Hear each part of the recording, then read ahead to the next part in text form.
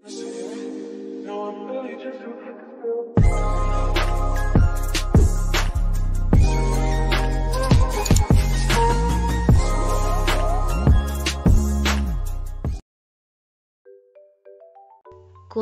2, Quiz number 5.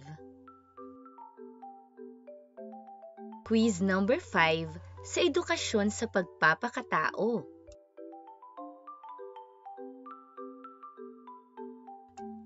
A. Iguhit ang tala kung ang larawan ay nagpapakita ng pagiging matapat sa paaralan at sa bilin ng magulang. Iguhit naman ang buwan kung hindi. Una, isinauli ng bata ang gamit na napulot.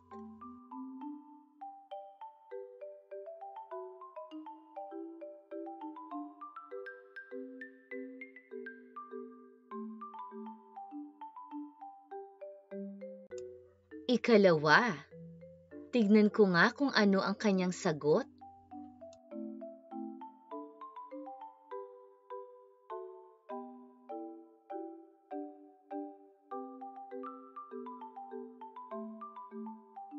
Ikatlo, sobra po ang sukli.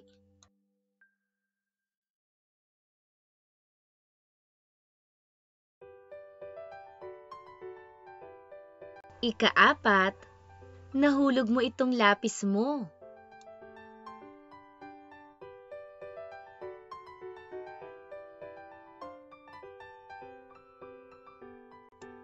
Ikalima, mamaya ko na lang gagawin ang aking takdang aralin.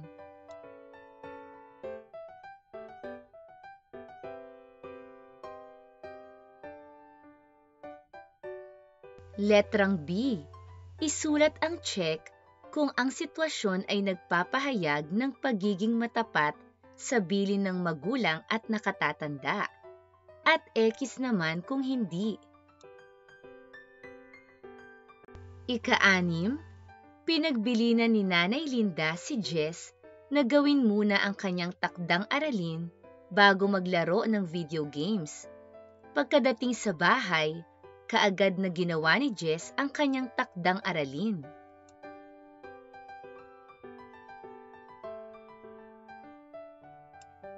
Ika-7, sinisisi ni Kara ang pagkakamaling nagawa niya sa kanyang nakababatang kapatid upang hindi siya mapagalitan ni nanay.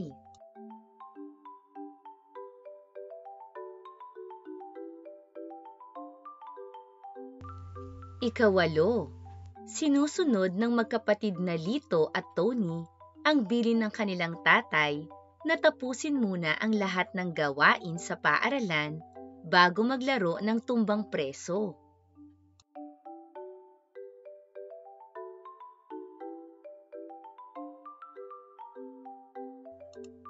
Ika-9, binigyan lamang ng 15 minuto ni Aling Perla si Mimi upang gumamit ng computer bago mag-aral ng kanyang aralin. Makalipas ang 15 minuto, sinimulan na ni Mimi ang pag-aaral.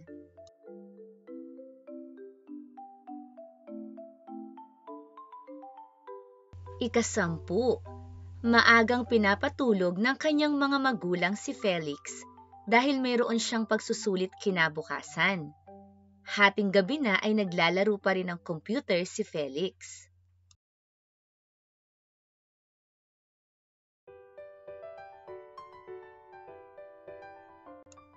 Quiz number 5 sa Araling Panlipunan.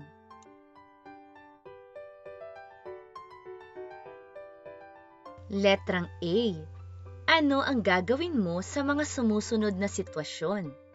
Isulat ang letra ng tamang sagot sa iyong sagutang papel. Una, naglalaro ka nang marinig mong inuutusan ka ng iyong nanay. A, magkunwaring walang narinig. B, huminto sa paglalaro at sundin ang utos ni nanay.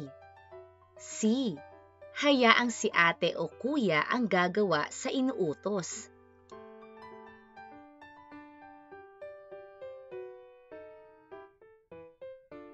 Ikalawa, Nakasampay ang inyong mga damit sa labas nang biglang umulan. A.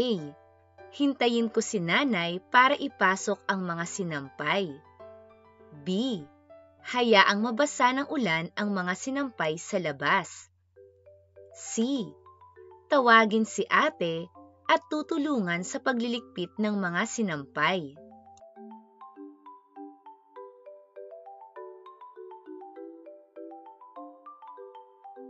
Ikatlo, sinira ng inyong nakababatang kapatid ang laruan. A. Ipaliwanag sa nakababatang kapatid na dapat ingatan ang mga laruan. B. Pagalitan ang nakababatang kapatid. C. Huwag nang pahiramin ng laruan.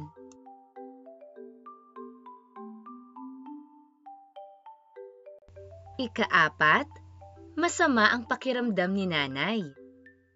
A. Pagsilbihan at bigyan ng pagkain at gamot upang mabilis gumaling. B. Ipaubaya kay ate o kuya ang pag-aalaga kay nanay. C. Mag-ingay sa loob ng tahanan.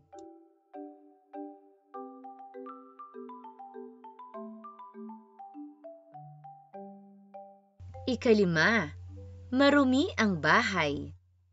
A. Makipaglaro sa kapitbahay. B.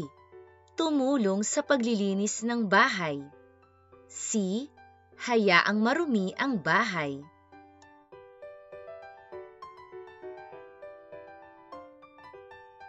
Letrang B. Basahin ang bawat pangungusap. Lagyan ng masayang mukha kung tama at malungkot na mukha kung mali ang nakasaad.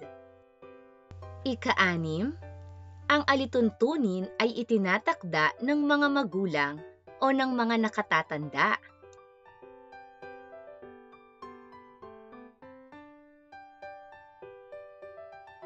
Ika-7, ang alituntunin ay hindi pinag-usapan at pinagkasunduan ng mga kasapi ng pamilya.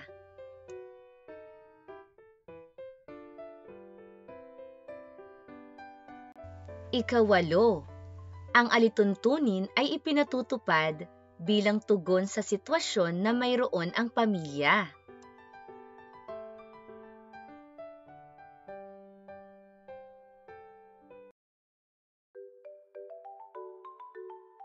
Ika-9, napakahalaga na sumunod sa alituntunin ng pamilya dahil ito ay nagpapakita ng respeto.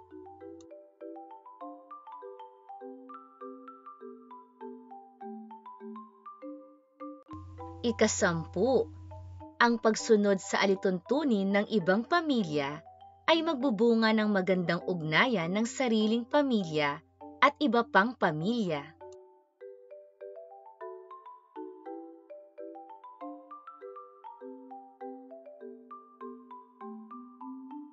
Quiz number 5 sa Mother Tongue. Makinig ng mabuti sa maikling kwentong babasahin ng guro. Ang maikling kwento ay pinamagatang Ang Lobo at ang Ubas. Minsan ay inabot ng gutom sa kagubatan ang isang lobo. Nakakita siya ng isang puno ng ubas na hitik ng hinog na bunga. Swerte ko naman, hinog na at tila matatamis ang bunga ng ubas, ang sabi ng lobo sa sarili. Lumundag ang lobo upang sakmalin ang isang bungkos ng hinog na ubas, subalit hindi niya maabot ang bunga. Lumundag siyang muli at muli at muli pa, subalit hindi pa rin niya maabot ang ubas. Nang mapagod na ay sumuko rin sa wakas ang lobo at malungkot na umalis palayo sa puno. Hindi na bale, tiyak na maasim naman ang bunga ng ubas na iyon, ang sabi niya sa sarili.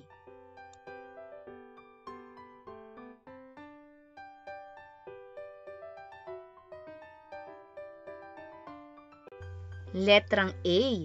Lagyan ng bilang 1 hanggang 5 ang mga pangyayari ayon sa wastong pagkakasunod-sunod sa kwento.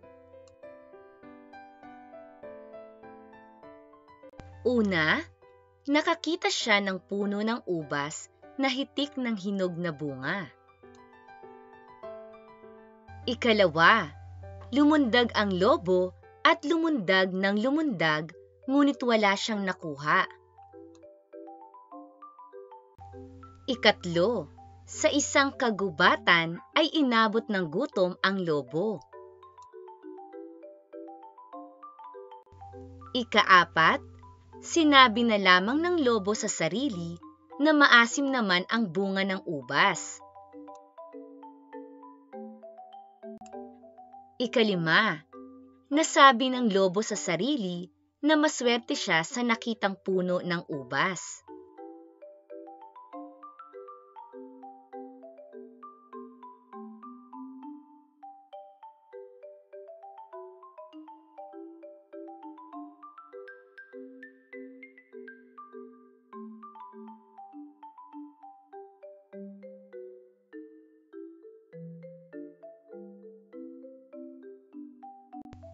Letrang B. Basahin ang mga pahayag.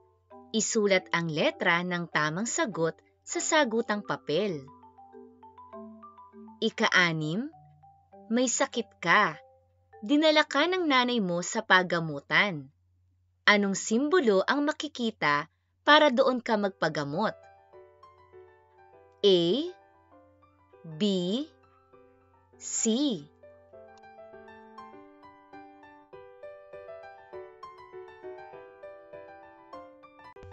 Ika-7, nakasakay kayo ng sasakyan. Alin sa mga simbolo sa daan ang hindi maaaring pumarada? A, B, C.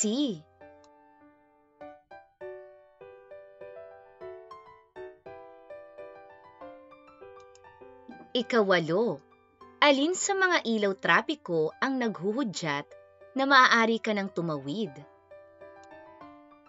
A, B, C.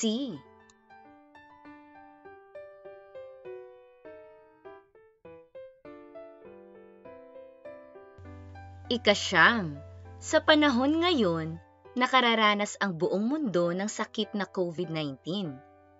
Alin sa mga larawan ang nagpapakita ng dapat sundin ng mga tao para hindi mahawa sa sakit na ito? A, B, C.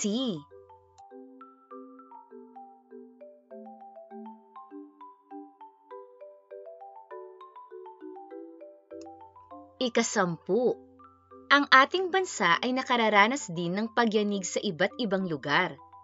Alin sa mga impormasyon ang dapat mong isagawa kapag may lindol?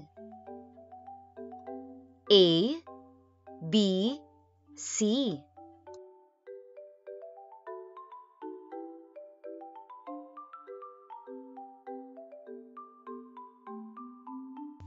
Quiz number 5 sa Mathematics. Letrang A. Isulat ang sagot sa bawat pamilang na pangungusap gamit ang isip lamang. Una, 19 minus 5.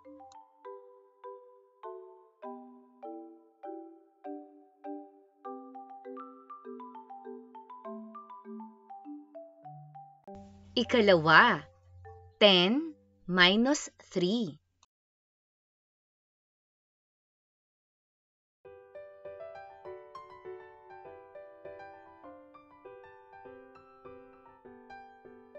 Ikatlo, 11 minus 7.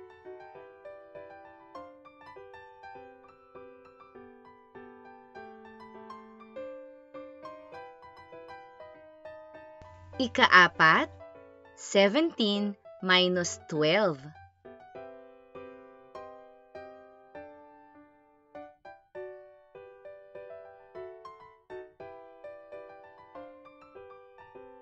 Ika-5, 14 minus 10.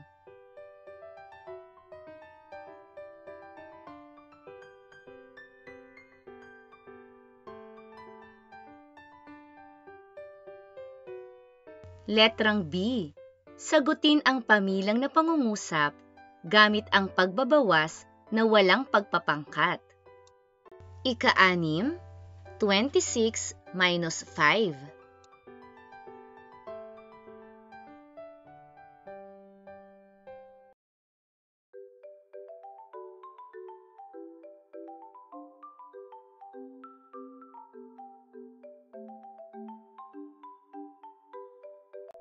Ika-7, 47 minus 25.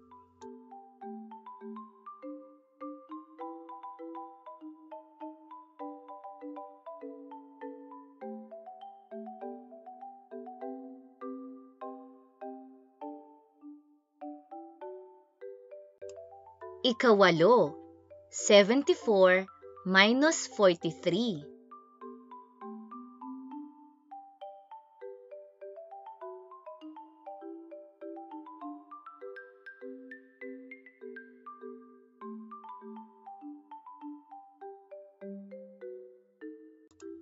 Ika-9, 99 minus 67.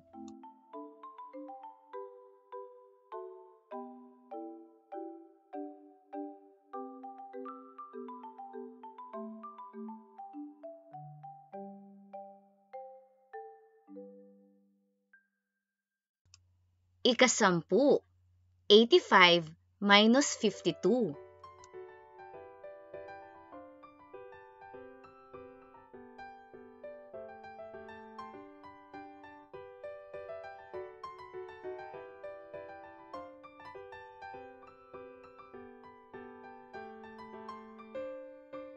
Quiz number 5 sa MAPE. Letrang A. Sining. Isulat ang letra ng tamang sagot sa bawat bilang. Una, anong obra o likha ang nanalo ng gintong medalya sa Exposición Nacional de Bellas Artes sa Madrid noong 1884? A. Spolarium. B. Rice planting.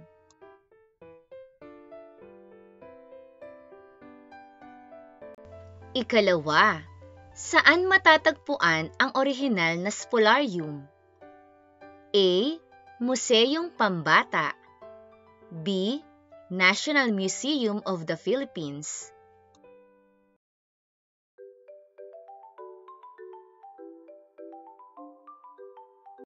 Ikatlo, sino ang tanyag na pintor ang lumikha ng spolarium? A. Juan Luna. B. Carlos Botong Francisco.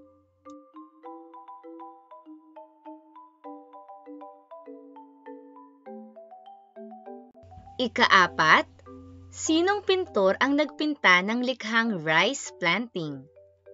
A. Benedicto Cabrera. B. Fernando Amorsolo.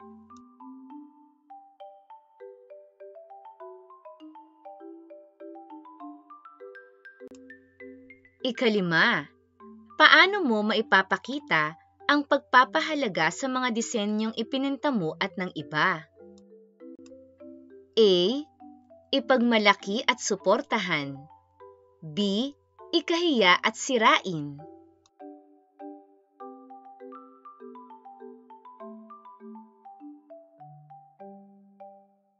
Letrang B. Health. Isulat sa sagutang papel ang tama kung wasto ang pahayag at mali kung ang pahayag ay di wasto. Ika-6, matulog at magpahinga ng maaga.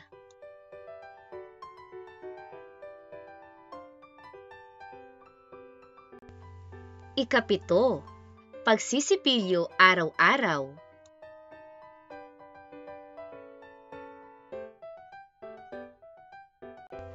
Ika-8, gamitin ang suot na damit na pantakip sa bibig kapag inuubo.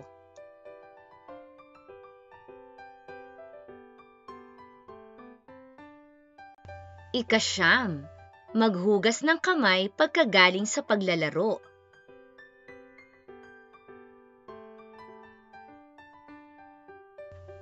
Ika-10, nagpupuyat sa gabi.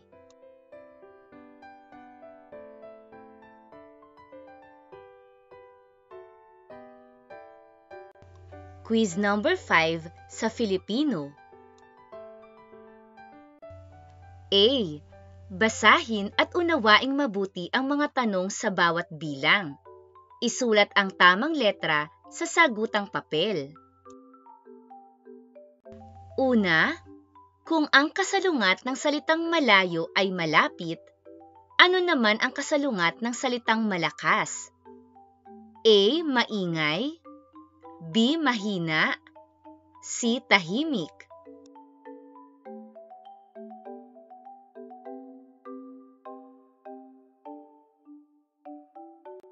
Ikalawa, nalungkot si Dina dahil mababa ang nakuha niyang marka sa pagsusulit. Ano ang kasalungat ng salitang nalungkot? A. B. C.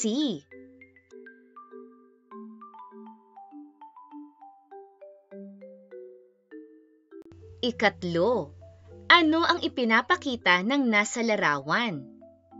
A. Kumakain, B. Nagbabasa, C. Nagsusulat.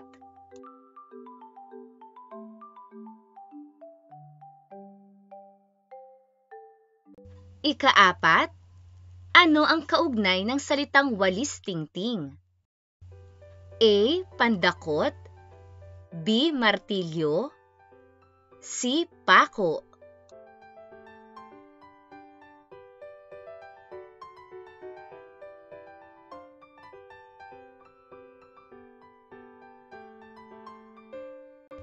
Ika-5, namasyal kayo ng iyong pamilya sa iyong paboritong palaruan. Ano ang iyong mararamdaman? A. B. C.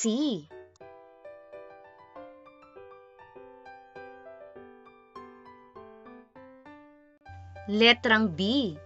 Isulat kung ang mga sumusunod ay ngalan ng tao, bagay, hayop, lugar o pangyayari.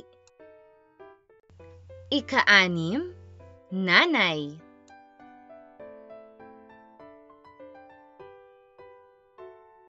Ika-7, tindahan.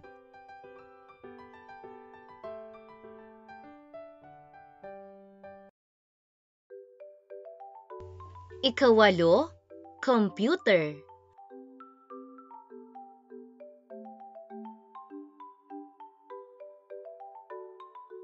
Ika-9, araw ng mga puso.